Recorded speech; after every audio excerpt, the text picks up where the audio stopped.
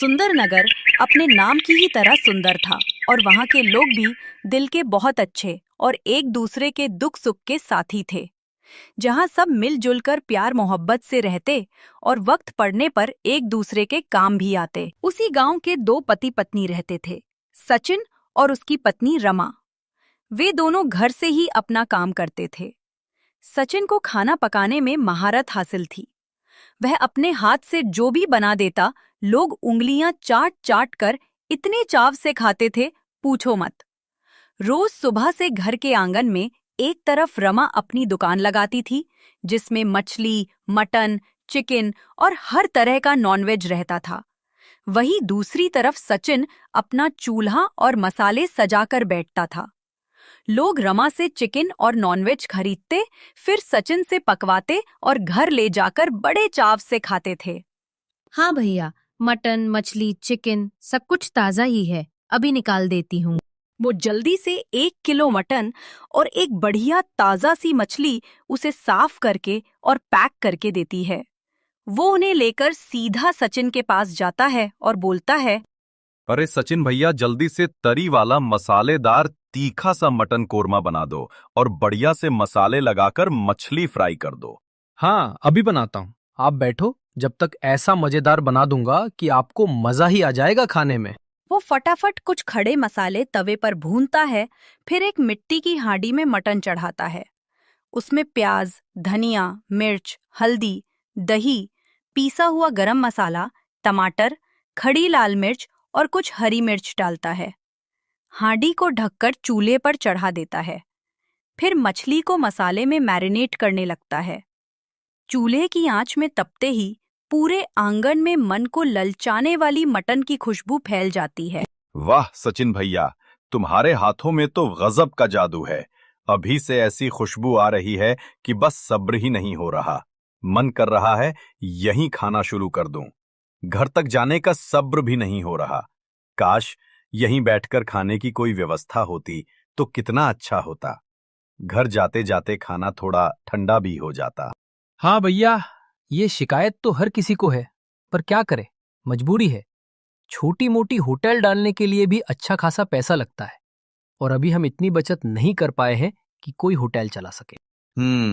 बात तो सही है। होटल खोलने के लिए अच्छा खासा पैसा लगता है।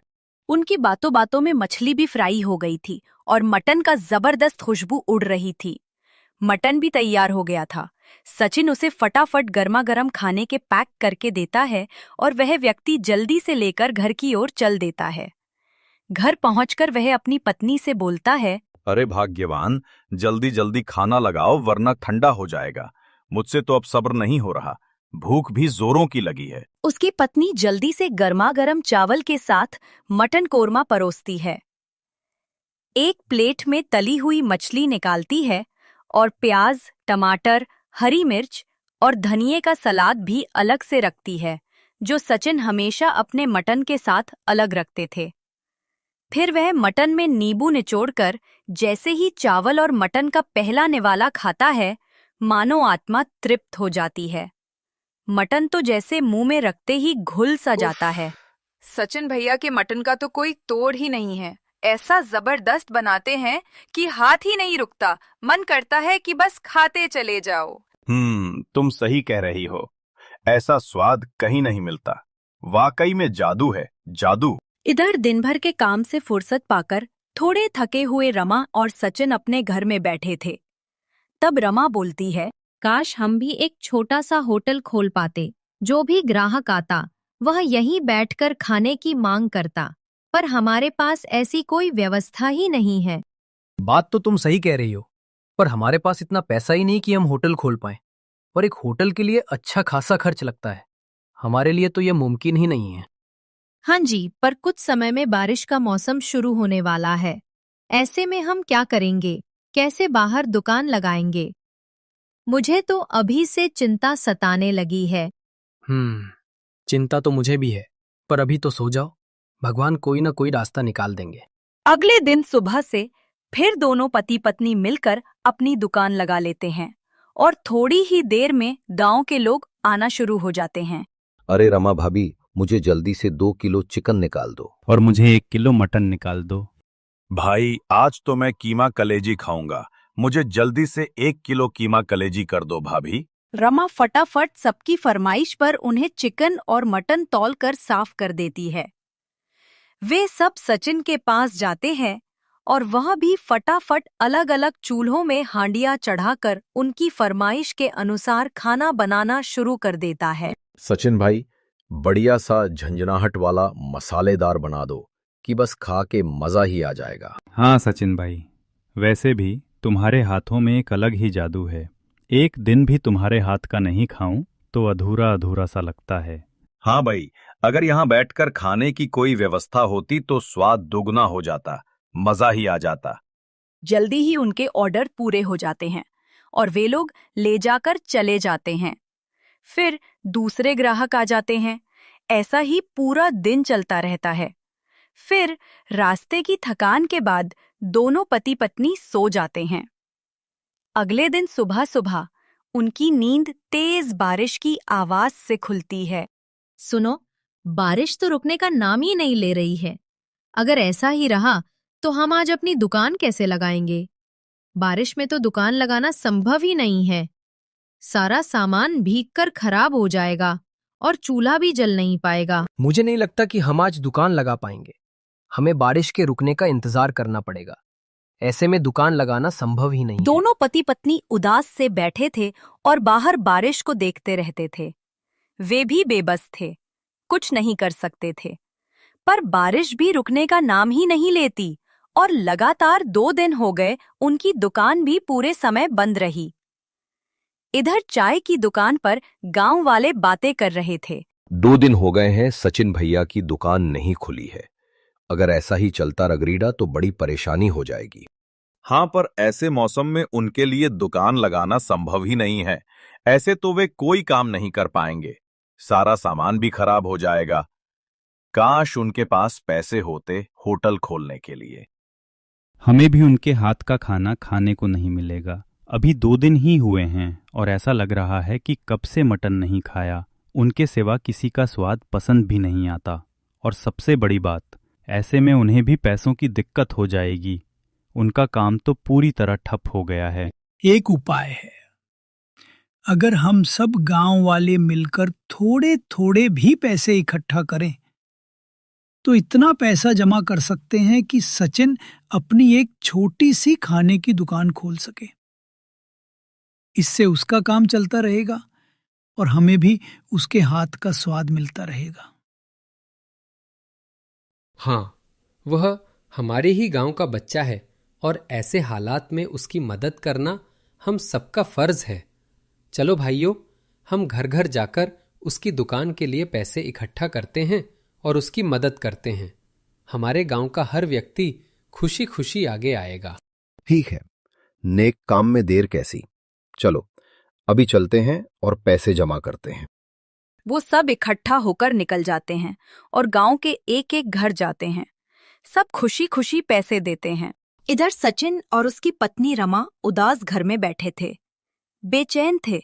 उन्हें समझ नहीं आ रहा था कि वे क्या करें जिससे फिर से काम शुरू हो सके। बारिश का मौसम तो अभी शुरू हुआ है और ये बहुत लंबा चलेगा। हम क्या करेंगे?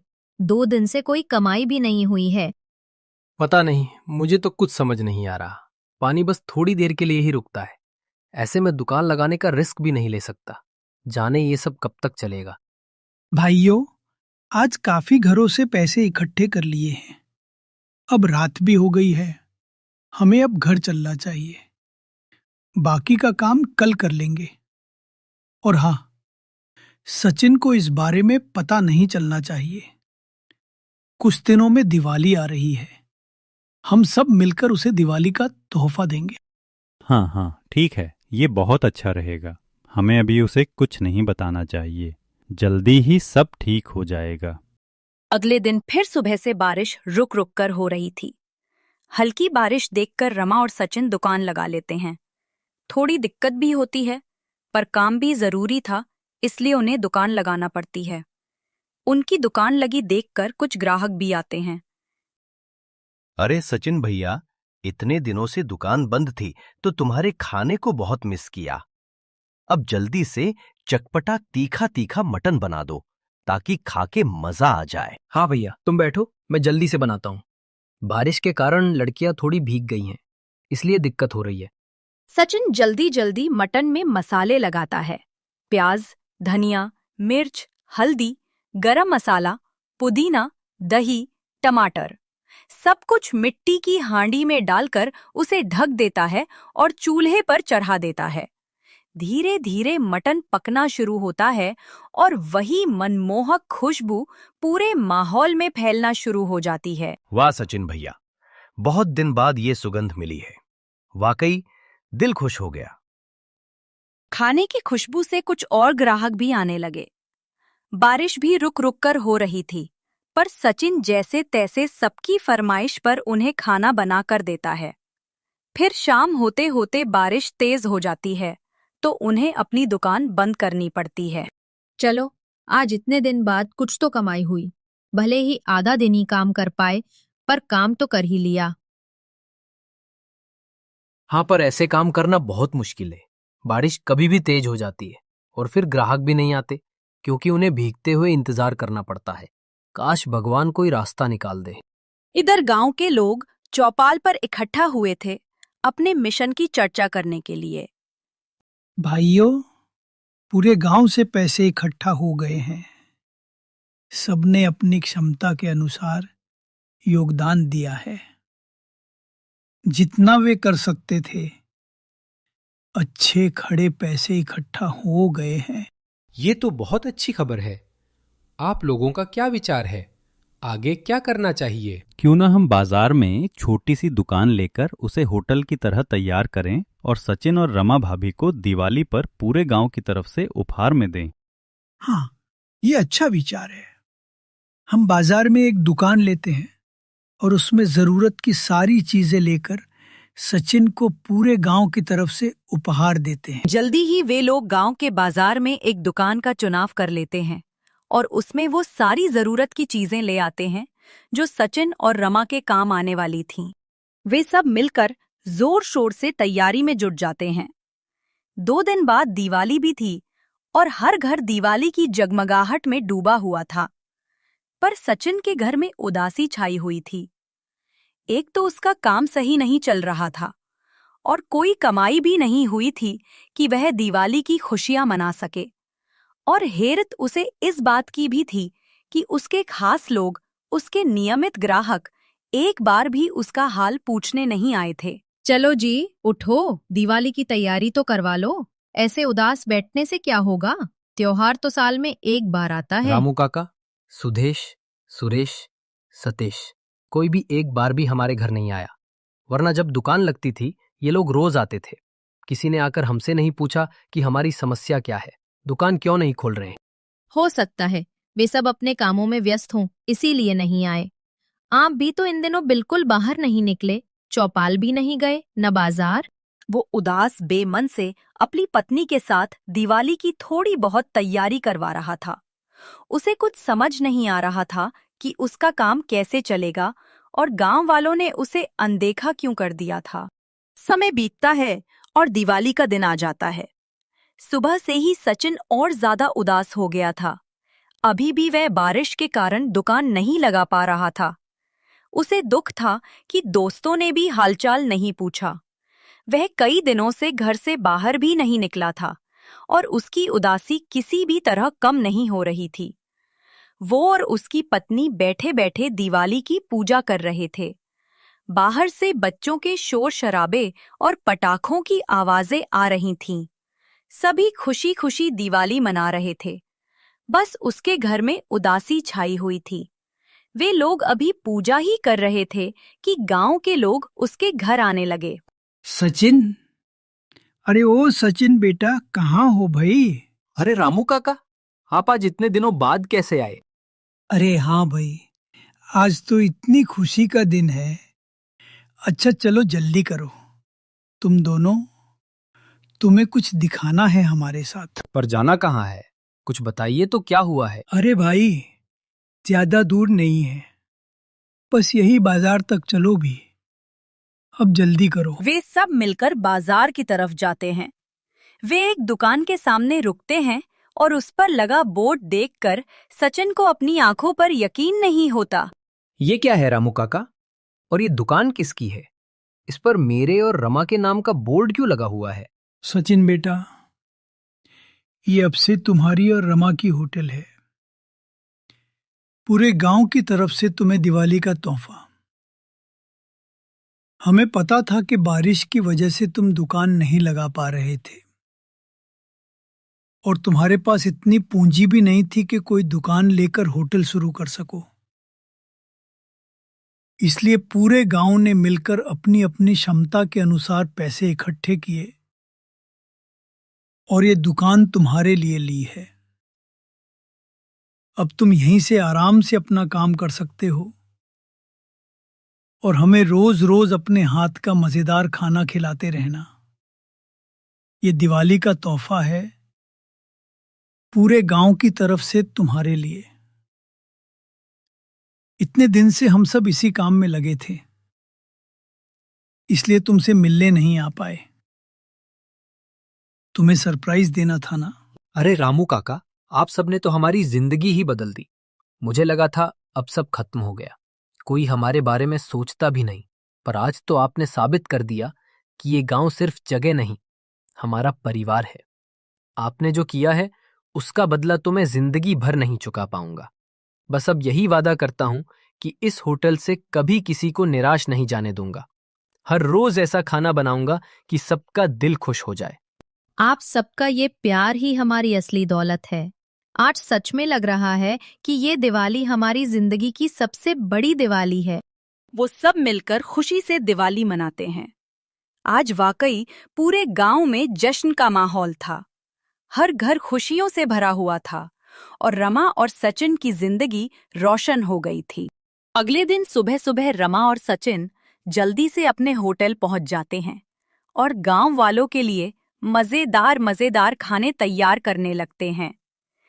एक तरफ कीमा कलेजी, मटन कोरमा और चिकन कढ़ाई बन रही थी, तो दूसरी तरफ बिरयानी की खुशबू पूरे बाजार में फैल गई थी। देखते ही देखते लोग वहां आने लगे। होटल के बाहर भीड़ लग गई और माहौल में रौनक छा गई। वाह वाह, देखो हमारे गांव की रौनक लौट आई है। वाह भाई, बड़ी गजब की खुशबू आ रही है। क्या क्या पका रखा है आज? आइए आइए बैठिए आप लोग। सब कुछ बनके रेडी है। मटन कोरमा है, कीमा कलेजी है, कढ़ाई चिकन है और आज से बिरयानी भी है। आप लोग बताइए, आप क्या खाएंगे? अरे वाह सचिन भैया, आज तो पूरा दावत का इंतजाम कर दिया तुमने। चलो फिर सबका थोड़ा थोड़ा लगा दो। मटन कोरमा भी, बिरयानी भी और ऊपर से जरा सी तीखी कीमा कलेजी। आज तो पेट नहीं, दिल भी भर जाएगा। बिल्कुल सुरेश, तुम सब बैठो, मैं अभी लगाता हूं। कोई गरीब व्यक्ति अगर सचिन के होटल पर आता तो वो उसे बिना पैसे लिए भर पेट खाना खिलाते। लोग उसे ढेरों दुआएं देकर जाते। वहीं रमा बहुत मेहनत से अपनी दुकान चला रही थी। पूरा गांव खुश था और सब उसके होटल पर बैठकर बारिश में मजेदार, चटपटे और तीखे मटन कोरमा और बिरयानी का आनंद लेता था। पहले जहां बारिश उसके काम में अड़चन बनती थी, वही अब बारिश उसके खाने में 4 चांद लगा देती थी। मस्त, सुहाने, भीगे भीगे मौसम ने उसकी बिरयानी और मटन कोरमा में जश्न डाल दिया था और लोगों को अब डबल मजा आने लगा था।